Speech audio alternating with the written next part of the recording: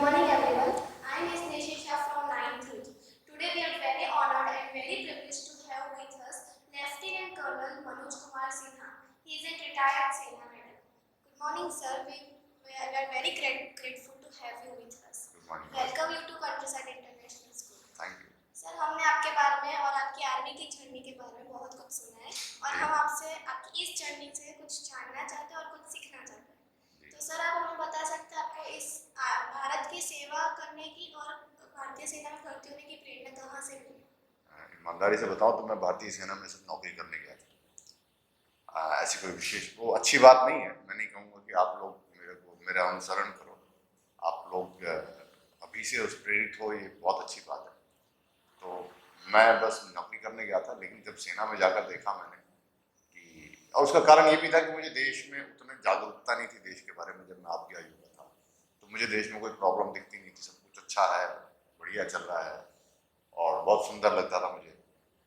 तो ऐसा होता है ना, जब आपका स्वास्थ्य ठीक होता है तो आप ज़्यादा चिंता नहीं करते। जब कुछ पीड़ा होती है, कुछ बीमारी होती है, तब आप फिर सोचते हो अचानक कि नहीं यार, स्वास्थ्य का तो ध्यान रखना पड़ेगा। तो वैसे ही था, मुझे सब बढ़िया लगता था। लेकिन जब मैं सेना में गया, बॉर्डर पे गया, वहाँ मैंने शत्रु को देखा तो, और शत्रु की मंशा जो थी, इच्छा जो थी, पूरी नीयत जो थी देश को खत्म करने की, तोड़ने की, वो सब समझ में आया। तब फिर मुझे देश समझ में आया, नहीं भाई, इस देश के लिए तो कुछ करना चाहिए, नहीं तो इस पे तो खतरा है। तो जो मेरा जो भाव है, जो जो कुछ है, ये सेना का दिया हुआ है। सेना की परिस्थितियाँ में अंदर जाके जो कुछ सीखा, वहाँ से देख दिया हुआ है। वहाँ से मैं सीखता गया, समझता गया। जितना देश समझता गया, उतना देश के लिए काम करने की भावना भी तीव्र होती चली गई, उग्र होती चली गई। और उसी भाव से सेना में जितना कर सकता था किया। उसके बाद मुझे प्रतीत हुआ कि नहीं, सेना के बाहर भी, बाकी देश में भी बहुत सारी विसंगतियाँ हैं, चुनौतियाँ हैं। तो वो अपने उस हिस्से का काम कर लिया। मैंने कहा सेना के बाहर जो समाज में और हमारे भीतर जो है राष्ट्र के विरोध में जो विचार हैं या वो कुछ आदतें हैं, कुछ मान्यताएं हैं जो गलत हैं, जो राष्ट्र के लिए, हित के लिए, समाज के हित के लिए ठीक नहीं, उनको समझने का प्रयास करो, संघर्ष करने का प्रयास करो। वही कर रहा हूँ। सर, आप इतने सालों से आर्मी तक और देश की सेवा कर रहे हैं, तो आप कोई ऐसा किस्सा जो आपको यादगार हो, कोई ऐसा कुछ बताना चाहेंगे? बहुत कुछ यादगार है। एक कारगिल की लड़ाई में मेरा मित्र था जो वीर गति को प्राप्त हुआ था, तो उसके शव को देखने में गया था हॉस्पिटल में। तो वो शिवालय में जब मैं गया था और जो मेरा अनुभव था, उस दिन एक साथ मैंने लगभग 70, 75, 76 शव देखे थे जो सारे वीर गति प्राप्त हुए थे। तो उस दिन भी मुझे काफ़ी कुछ मेरा परिवर्तन हुआ, काफ़ी कुछ बोध हुआ, हिल गया था मन जाता। उसके बाद रानियों में खून बहा और अपने लोग भी कुछ घायल हुए। वो रक्त देखा, अपना रक्त देखा जब मुझे, वो नहीं लगी। इस तरह की बहुत सारी घटनाएं। सर, हमें जानने मिला है कि आपको एक युद्ध के दौरान गोली लगी थी। जी। और वो काफी दर्दनाक होगी, तो हम आप कुछ बताना चाहेंगे कैसा? नहीं, दर्दनाक नहीं कहेंगे, उससे ज़्यादा दर्दनाक है जब कोई आपका सिपाही आपके सामने सांस तोड़ दे, तो उस पीड़ा के आगे अपनी पूरी लड़ने की पीड़ा कुछ। सर, आप एक मोटिवेशनल स्पीकर हो, राइटर हो, कैलेंडरी अवार्डी हो, पोएम्स लिखते हो, तो आप आज इस खास मौके पे हमारे आज की युवा को कोई प्रेरणा देना चाहेंगे? बस यही प्रेरणा देना चाहूँगा कि आप इस राष्ट्र की जड़ों से जुड़िए और हमारे जो महान विरासत है हमारी, संस्कारों की, परंपराओं की, उनको समझिए। और थोड़ा बहुत जो है पिछले कई 100 वर्षों में जो बाहरी आघात किया गया है, हम लोगों को उन जड़ों से काट कर अलग करने का, उसको पुनर्जीवित कीजिए, दोबारा कनेक्ट कीजिए। और इस बात को मान के चलिए कि प्रकृति का नियम है कि आपको बड़ा बनना है, विशाल बनना है। यदि किसी किसी पेड़ को, तो उसकी जड़ें गहरी होनी आवश्यक है। गहरी, चौड़ी, खूब जड़ें हों तभी वृक्ष विशाल होगा। तो ये कोई अगर आपको सिखाने का प्रयास करता है कि आप बड़ा बनो, ऊंचा उड़ो, जड़ों से ना कनेक्ट हो, वो भ्रम कहीं कहीं आ रहा है कि हम जड़ों से छोड़ के और ऊंचा बढ़ जाएंगे। हो सकता है एक आर्टिफिशियली क्रिएटेड कोई स्ट्रक्चर हो, जैसे ये बिल्डिंग है, तो ये बिल्डिंग जितनी ऊपर मजबूत इसीलिए है क्योंकि इसकी नींव में भी कुछ ईंटें गई हैं। अगर कोई इंजीनियर कहे कि नहीं नहीं मैं ऐसे ही लाके एक बड़ा बिल्डिंग बना के खड़ा कर दूंगा जमीन पे, तो आंधी तूफान में गिर जाएगा, आंधी तूफान या भूकंप आएगा तो गिर जाएगा।